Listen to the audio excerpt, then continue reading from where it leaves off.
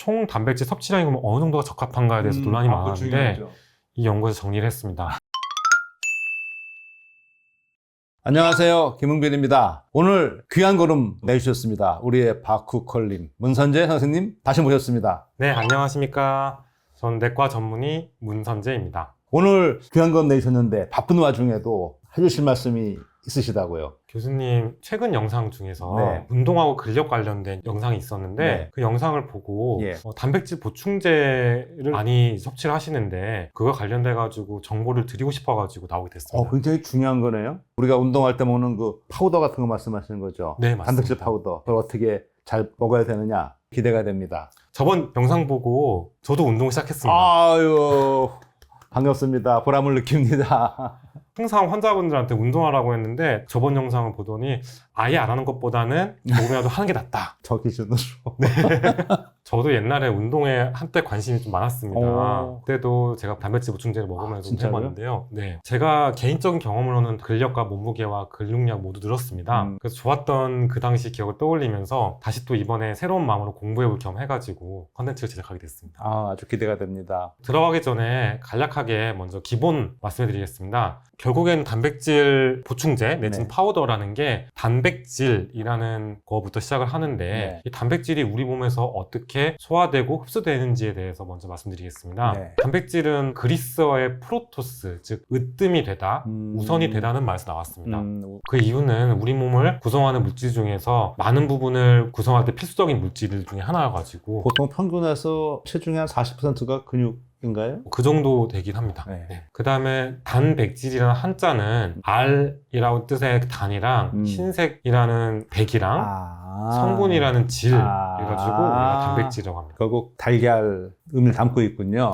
네. 그래서 옛날부터 계란은 단백질이 좀 많다고 해서 네. 대표적인 음식이기 때문에 단백질의 어원이 나왔습니다. 네. 단백질이라는 거는 저희 몸에 구성하는 필수 영양소이긴 한데 이게 단순하게 그냥 구성된 게 아니라 아미노산이라는 분자로 구성되어 있습니다. 20가지 보통. 네, 맞습니다. 아미노산이라고 하면 우리 몸을 구성하는 단백질의 기본적인 요소이긴 한데 이 아미노산은 또다시 우리 몸에서 다른 경로를 통해 만들 수 있는 아미노산과 반드시 음식을 섭취해야 되는 아미노산으로 구분되어 있습니다. 아미노산이라는 건 말 그대로 분자 내에 아미노기도 있고 카르복실기가 있는 그거 말씀하시는 거죠? 네, 맞습니다. 그러면 단백질을 얼마나 먹어야 되느냐에 대해서는 물론 여러 교과서와 학회마다 다르긴 하지만 그래도 우리나라 기준으로 하게 되면 성인 기준으로 남성은 60에서 65g, 성인 여성은 50에서 55g 정도. 하루에요? 네, 달걀로 계산을 하면 한 알에 대략 단백질이 7에서 10g 정도 있다고 합니다. 크기에 따라 달라지겠죠? 네, 맞습니다. 그러면 권장량을 먹으려면은 하루에 달걀을 한 8, 9개를 먹어야 된다는 얘기인데 그건 좀 어렵지 않을까요? 맞습니다. 그렇게 달걀로만 채우기는 좀 어려울 수도 있는데 우리 주변에 여러 가지 단백질을 공급할 수 그렇죠. 있는 예. 음식이 있기 때문에 그렇죠. 예. 우리나라 보건복지부의 이제 국민건강영양조사 통계에 따르면 75g 정도로 많이 먹는 편이긴 합니다. 그러면 이 단백질들이 어떻게 되느냐? 단백질 흡수되는 과정을 설명해 드리면 저희가 중고등학교 교과서에서는 이제 소화 흡수 단원에서 소개를 하게 되는데 여기서는 아주 단순하게 소개되어 있긴 합니다. 저작작용을 통해서 음식을 씹고 화학작용을 통해 가지고 효소를 분해를 한 다음에 소화기관에서 흡수를 한다라고 되어 있지만 이거를 의학적 또는 생리학적으로 좀 넓히게 되면 여러 기관들이 조화롭게 작용한다고 정리할 수 있습니다. 특히나 장은 튜브 같아가지고 장 내부에서도 내부세포와 외부세포가 있고 장의 겉부분에는 층들이 많아서 상피세포 말씀하시는 건가요? 예, 상피세포와 상피세포 또 안쪽에도 세포가 있고 그 사이사이 층층이 단백질과 아미노산을 저장하기도 하고 만들기도 하고 분해하기도 하고 여러 가지 복잡합니다. 그래서 장이 저장 기능도 하고 점막에서 선택적으로 흡수 및 생산도 하고 심지어 요새 또 부각되는 게 장내 미생물도 관여하다고 합니다. 장내 미생물 중요하죠. 네. 네. 물론 이제 단백질은 간에서 합성을 하긴 하지만 장세포에서도 일부 단백질을 만듭니다. 그래서 아까 말씀도 주시긴 했는데 계란을 기준했을 때 9개를 한꺼번에 먹기는 좀 어려운 편이라서 그런 차원에서 나온 게 단백질 보충제가 아닌가라고 저는 개인적으로 생각합니다. 근데 아까 말씀하신 것처럼 우리가 달걀뿐 아니고 다른 식단을 먹으면 충분한 단백질 양을 한국인이 섭취하고 있다는 통계를 보여주셨잖아요. 그렇다면은 일반인들은 단백질 보충제가 따로 필요치 않다는 뜻인가요? 그거에 대해서는 상당히 논란이 있습니다. 많은 연구가 진행되고 있고 네. 우리가 운동을 통해 가지고 근육을 만들려는 분도 계시고 네. 근육이 필요한 분도 계시고 노인분도 계시고 상황이 너무 다르기 때문에 아. 일어나기는 좀 어렵고 아까 그러면 통계 치는데 평균으로 했을 때 한국이 나온 거니까 거의 차이는 많겠네요, 개인 차이는. 네, 맞습니다. 이제 알겠습니다. 우리가 단백질 보충제라고 얘기하는 거가 대부분 우유로 만들었습니다. 우유에서 뽑은 유단백질이군요. 대체로 그렇습니다. 대부분. 주로 카제인? 카제인도 있긴 하지만 네. 카제인이라는 단백질이 주로 우유의 대부분 성분이긴 한데 네. 여러 연구들에 따르면 카제인은 위장에 들어가게 되면 조금 더 오래 남기 때문에 그래도 소화흡수가 조금 더 빨리 되는 유청 단백질. 카제인이 위에서 오래 남는다는 거는 바꿔서 얘기하면 먹으면 든든하게 배가 부르다는 말씀인가요? 네. 소화가 잘 안 된다는 말씀인가요? 그것도 상황에 따라 다르긴 한데 예, 인체는 아주 신비로워서 네. 하나로 말씀드리긴 어렵긴 하지만 네. 카제인이 주로 이제 위에서 산하고 만나서 네. 응고가 돼버리면 응고가 고체 되네. 내진 겔 형태로 되기 때문에 카제인이라는 70 내지 80%의 우유 차지하는 단백질은 위에서 아미노산이라고 단백질에서 분해되는 물질들이 배출이 느리기 때문에 저희가 일반적으로 단백질 보충제는 카제인을 제외한 유청이라는 단백질을 씁니다. 유청 단백질로. 우유를 네. 저희가 효소 처리를 해서 예. 응고시키게 되면 네. 지방, 단백질 등이 이제 고형분으로 만들어져서 네. 그 고형물질 중에서 단백질이 카제인 대부분이고 굳어지지 않고 남아있는 맑은 액체를 저희가 유청이라고 합니다. 치즈 같은 거 만들 때 보면 치즈가 굳히잖아요, 처리를 해서. 그럼 거기에 카제인이랑 대부분 떨어지고 남는 맑은 액체 부분, 그게 유청인 거죠. 네, 맞습니다. 거기에 녹아있는 단백질을 단백질 보충제 주원료가 된다는 말씀이신 거죠? 네, 맞습니다. 저희가 유청 단백질도 네. 여러 가지 처리 과정을 거쳐가지고 예. 만들게 됩니다. 네. 그래서 유청 단백질 농축물로 이제 만든 단백질 보충제가 있고 네. 유청 단백질 분리물로 만든 단백질 보충제가 있습니다. 쉽게 얘기해서 치즈 만들고 남은 물에 녹아있는 단백질이 유청 단백질이잖아요. 네. 농축하는 게 있고 분리하는 게 있다. 어떤 차이인가요, 이게? 유청 단백질 농축물은 네. 주로 저희가 수분기를 제거해서 농축해서 말 그대로 말리는 건가요, 쉽게 말해서? 쉽게 말해서 말리는 겁니다. 그리고 유청 단백질 분리물은 그 중에서도 저희가 여러 생화학적인 기법을 이용해가지고 단백질을 순수하게 좀 분리해내는 방법입니다. 유청 단백질 분리물은 특정한 성분만 선별적으로 분리한다는 그런 말씀이신가요? 특정한 성분일 수도 있고 유청 단백질 농축물 자체에는 네. 아무래도 거기에 유당이라는 물질도 같이 물에 녹아있기 때문에 당분도 있고 하니까 달달하겠네요, 말리고 나면. 당분이 있어서 이제 달달하긴 하지만 네. 유당이라는 것이 우리가 흔히 아는 유당불내증이라는 장애에 좀 트러블을 일으킬 수 있는 거죠. 우유 먹고 소화 못 시키시는 분들, 네, 우유 맞습니다. 먹으면 설사하시는 분들. 네. 예. 그런 분들은 유청 단백질 농축물에서 유청 단백질만 순수하게 좀 분리하게 되면 우유를 먹고 우유 소화를 못하는 분들은 유청 단백질 농축물을 드시면 안 되겠네요. 네, 좀 피하시는 게 좀 피하는 게 좋습니다. 좋겠네요. 네. 이제 이해됐습니다. 네, 우리가 쉽게 말해서는 유당이 좀 적게 포함되어 있다 네. 생각하시면 될 것 네, 같습니다. 그래서 저희가 여기서 조금 더 나아가서 네. 가수분해 유청 단백질이 있습니다. 약자로 WPH라고 합니다. 가수분해 유청 단백질. 말대로 이해해 보면은 유청 단백질에다가 또 효소 처리를 해서 미리 분해를 좀 해서 섭취하게 한다는 그런 거로 이해가 되는데, 네, 맞습니다. 그럼 그 효소는 미생물에서 유래한 효소를 이용해서 자르죠. 네, 맞습니다. 가수분해 유청 단백질이 더 좋은 점은 어떤 게 있을까요? 가수분해 유청 단백질은 아무래도 위장이나 소장에서 분해되어야 하는 단백질을 미리 분해하다 보니까 일부 사람 같은 경우에는 미리 소화되어 있는 걸 먹기 때문에 더 흡수가 잘 될 수가 있다는 일부 연구들이 있습니다. 그러면 어떤 단백질 보충제를 선택해야 되는가에 대해서 제가 검색을 하다 보니까 2023년도 7월 달에 한국소비자원에서 네. 시판되고 있는 단백질 보충제를 품질 실험을 한 결과가 있더라고요. 식품의약안전처에서는 건강기능식품이라고 해서 여러 식품과 기능성 식품을 규정을 합니다. 그 중에서 단백질 보충제는 네. 식품의안전처에서는 단백질 기능성 건강식품에 분류되고 있습니다. 저희가 쉽게 설명하면 단백질 기능성 건강식품에서 아미노산 스코어라는 상대 점수가 있는데 네. 그 점수가 85점 이상으로 관리되고 있어서 만약에 건강기능식품이라는 마크가 있는 단백질 보충제를 선택하게 되면 아무래도 아미노산 성분이 충분히 있다라고 판단할 수 있기 때문에 핵심 성분인 아미노산이 얼마 이상 있다는 거를 증명해주는 지표인 거죠. 네, 맞습니다. 그 점수로 보게 되면 계란 한 개는 대략 60에서 70점 사이가 됩니다. 그거를 비교를 했을 때 제품에서 1회 섭취했을 때 어느 정도 아미노산을 먹을 수 있는지를 보게 되면 네.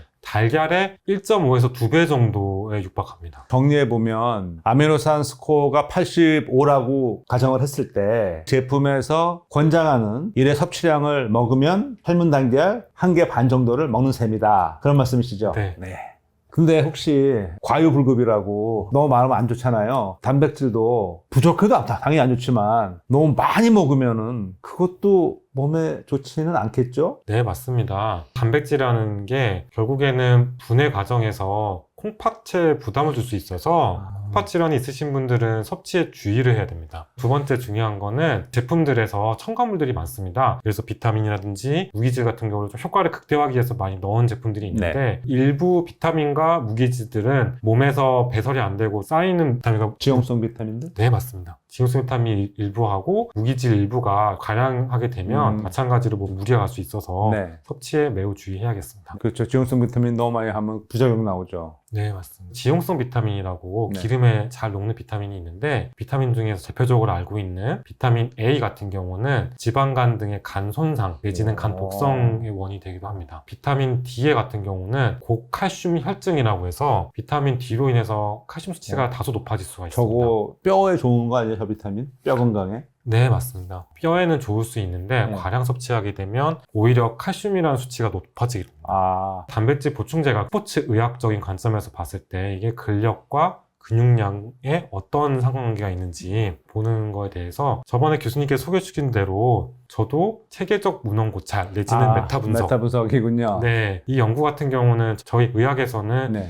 여러 가지 논문과 연구들이 있지만 네. 최근에 부각되고 있는 것이 이런 체계적 문헌 고찰 내지는 메타 분석이라는 연구가 아주 높은 수준의 근거로 인정받고 있습니다. 네, 네. 그 이유는 여러 가지 검색을 통해서 상반된 다양한 연구 결과들을 모아서 결론 내릴 수 있다는 점에서 요새 각광받고 있는데요. 네. 그런 의미에서 아주 건강한 성인에 있어가지고 네. 단백질 보충제 섭취가 네. 근력 운동을 통한 근육량과 근력에 어떤 영향을 주는지에 대한 메타 분석 연구입니다. 주요 연구 결과를 말씀드리면 단백질 보충제를 섭취하게 되면 한 번에 들어 올릴 수 있는 그 무게의 최대치가 늘어난다. 보통 우리가 운동할 때 한 번 내가 들 수 있는 무게가 있는데 단백질 보충제를 먹으면 한 번 들 수 있는 최대 무게가 좀 늘어난다. 더 들 수 있다. 네, 저희가 지방을 제외한 질량, 주로 근육 무게일 겁니다. 네네. 네, 근육 무게를 대표하는 지표인데 그 근육 무게 같은 경우에는 단백질 보충제를 먹게 되면 조금 더 운동을 하시는 분들에게 좀 더 효과적이었다. 운동을 꾸준히 계속 잘 하는 사람의 경우에는 단백질 보충제를 먹으면 근육량 증가에 도움을 준다. 네, 그렇게 볼 수 있습니다. 아, 또 이 연구에서 중요하게 말씀하는 게 논란이 있었던 게 뭐냐면 총 단백질 섭취량이 그럼 어느 정도가 적합한가에 대해서 논란이 많았는데 이 연구에서 정리를 했습니다. 몸무게 1kg당 네. 1.6g 이상으로 먹게 되더라도 네. 근육량이 더 증가하지 않았다고 합니다. 그러니까 몸무게 1kg당 1.6g 정도가 네. 최고다. 더 먹을 필요는 없다. 네. 또 논란이 있고 사람들이 관심 있어 하는 게 언제 먹어야 되느냐, 운동을 하기 전에 먹어야 될지 그 후에 먹어야 될지 그걸 좀 정리해준 또 연구가 있습니다. 저희가 힘든 근력 운동을 네. 하고 바로 단백질 섭취하게 되면 네. 근섬유 단백질의 합성 속도는 일부 증가를 하고 예. 하지만 미토콘드리아라고 해서 유산소라든지 좀 더 장기적으로 영향을 주는 그런 기관이 있는데 세포 내부 세포내 발전소죠. 네, 네. 맞습니다. 미토콘드리아 단백질의 합성 속도라든지 네. 운동 후 회복하는 동안의 단백질 속도는 실은 효과가 없었다고 합니다. 네. 즉 근섬유 단백질의 합성 속도만 유의하게 증가했다. 그럼 근육은 늘어나는 거네요. 네, 그렇게 볼 수 있습니다. 네. 오늘 말씀을 들어보니까요. 단백질 보충제를 제대로 잘 섭취를 하면 근육량 늘리고 근력을 늘리는데 도움을 주는 거는 과학적으로 입증이 된 거네요. 네, 과학적, 의학적으로 어느 정도 입증이 되어 있습니다. 네. 결국 제일 중요한 거는 본인 자신을 아는 겁니다. 즉 평소 본인의 식습관하고 네. 그 스타일을 잘 공부해 놓고 영양일지라고 해서 영양일지. 네, 요새 돈 어플도 많이 있거든요. 그래서 어떤 종류의 음식을 먹고 어떻게 하는지에 대해서 아는 게 제일 중요합니다. 그러면 대충 내가 하루에 얼마만큼 단백질 먹는지 알 수가 있으니까. 네, 그 이유 중에 하나는 뭐냐면 제가 아까 인용드렸던 그 연구에서도 본인들 연구의 한계점이라고 말씀드린 게 뭐냐면 이미 임상실험에 참여한 연구 대상자들이 네. 미국하고 캐나다 기준으로 봤을 때 75% 이상이 과잉으로 단백질을 이미 먹고 있는 사람들이었습니다. 그런 사람들이 단백질 보충제 먹게 되니까 효과가 별로 안 나오겠네요, 그러면. 효과가 안 나오는데도 불구하고 지금 나온다고 하긴 하는데 아, 그래서 본인 평소에 식습관이 만약에 평소에 봤을 때 단백질 적게 먹는 스타일이다. 그러면 기본 평균부터 맞춰야 됩니다, 먼저. 네. 그게 제일 우선입니다. 예를 들어서 저 같은 경우도 라면이나 그런 네. 탄수화물 위주, 네. 빵도 엄청 좋아하고 네. 커피도 좋아해서 제 필명이 바크쿨이잖아요. 네. 그래서 그런 걸 좋아하긴 하는데 결국에 단백질을 얼마나 많이 섭취하는지에 대해서 공부를 잘 하셔야 됩니다. 네. 먼저. 그 다음에 기반에 있어서 본인의 이제 장이라든지 체질 그리고 본인 장기 상태를 알아야 됩니다. 예를 들어서 아무리 내가 단백질 보충제를 많이 먹는다 하더라도 유당불내증이 있는 경우에는 유당이 없는 제품을 먹게 되면 도움이 되게 되고 네. 유당이 그대로 있는 제품 먹게 되면 아무래도 설사를 하거나 장 트러블이라고 네, 하죠. 네. 그런 게 있기 때문에 내 몸을 먼저 제대로 알아야 됩니다. 네. 실은 단백질 보충제가 네. 아까 같이 한 번에 최대로 들 수 있는 근력을 논문에서는 2.7kg을 올려준다고 하는데 네. 많다고 보면 많을 수 있고 적다고 보면 적을 수도 있습니다. 예를 들어서 저희가 헬스 트레이너를 하고 있고 대회를 나가시는 분들이면 매우 중요하게 하겠지만 동네 헬스장 가가지고 5에서 10kg 단위의 블럭으로 이렇게 드는 경우에는 나는 논문하고 의학 유튜브 채널에서 효과가 있다고 그러는데 난 효과가 없지라고 생각할 수도 있는데 제일 중요한 거는 근력 운동을 제대로 하기가 제일 중요하다. 그렇게 논문 저자들이 결론을 내리고 있습니다. 심지어. 네. 따라서 단백질 보충제를 먹고 운동을 게을리하시기보다는 운동을 조금이라도 시작하시는 것이 조금 더 도움됩니다. 또 저희가 과유불급이라고 하죠. 네. 그래서 과량은 도움이 안 된다라고 합니다. 아까 쉽게 설명하듯이 우리나라 성인 권장량은 몸무게 1kg당 1g이고 도움이 되는 최대 수치는 대략 1kg당 1.6g입니다. 네. 또한 그런 보충제들 일부의 비타민이라든지 무기질 같은 첨가되는 도움되는 물질들이 있기 때문에 평소에 먹는 영양제를 잘 보시고 겹치지 않도록 주의해야 됩니다. 그렇다면 아까 했던 얘기에서 흡수될 때 장하고 여러 가지 장기들하고 관련 있다고 하는데 우리가 먹게 되면 몇 %가 흡수가 되느냐 일반적인 상태에서 단백질. 네, 운동하지 않고 그냥 일반적인 상태에서는 주로 50%만 흡수가 된다고 합니다. 우리가 먹은 단백질이에요? 네, 단백질이. 그럼 아마 50%다 나가는 거예요? 그래서 이제 운동을 하시게 되면 그만큼이 조금 더 초과로 이제 흡수되고 이용되기 때문에 아마 근력에 좀 된다고. 운동을 하면 더 잘 흡수를 하고 네. 그러면 아까 굉장히- 킬로그램당 1g을 말씀하셨잖아요. 그 1g은 먹는 걸 말하는 거예요? 흡수되는 1g을 말하는 거예요? 먹는 거. 먹는 걸 말하는 거군요. 네. 거기에 절반만 흡수가 된다. 네, 제가 이 흡수 얘기, 다른 장기 얘기를 하는 게 뭐냐면 요새 뇌하고 장내 미생물도 네. 아미노산이라고 해서 단백질 보충제 통해서 얻게 된 물질을 흡수하는 데 도움 주기 때문에 평소에 장지컬, 장건강, 장내 미생물도 중요하다. 지난번에 말씀하신 장지컬도 중요하군요. 그러니까 네. 어떤 장내 미생물냐에 따라서 똑같이 단백질을 먹어도 흡수되는 양은 다를 수 있다. 네, 다를 수도 있고 저번 컨텐츠에서 과민성 장증후군이라고 예. 장하고 뇌하고 밀접하게 연관돼 있다고 그렇죠. 말씀드렸었는데 네. 또 이런 스트레스 관리와 여러 가지 포괄적인 것도 되게 중요하다 평소에. 제가 또 여기서 말씀드리고 싶은 거는 지금 의학 연구라는 것도 임상 실험이라고 해서 여러 가지 통제돼 있고 잘 정돈된 환자라든지 대상자를 모아서 했기 때문에 일상생활에 적용하기 위해서는 개개인의 장내 미생물 상태, 신경 상태, 영양 상태, 장기 상태 이런 거 잘 알아야 된다라고 말씀드리고 싶은 겁니다. 오늘 하여튼 뭐 말씀 참 재밌게 잘 들었고요. 아주 유용한 말씀해 주셨는데 오늘 말씀하신 거를 제가 배운 대로 한번 한 줄 정리해 볼게요. 단백질 보충제, 말 그대로 보충제다. 운동을 한 상태에서 보충이 되는 것이지 운동 없이는 보충이 잘 안 될 것이다. 그리고 과유불급을 했듯이 넘침과 부족함은 똑같이 좋지 않다. 단백질도 적당히 알맞게 섭취해야 한다. 그렇게 정리하면 될까요?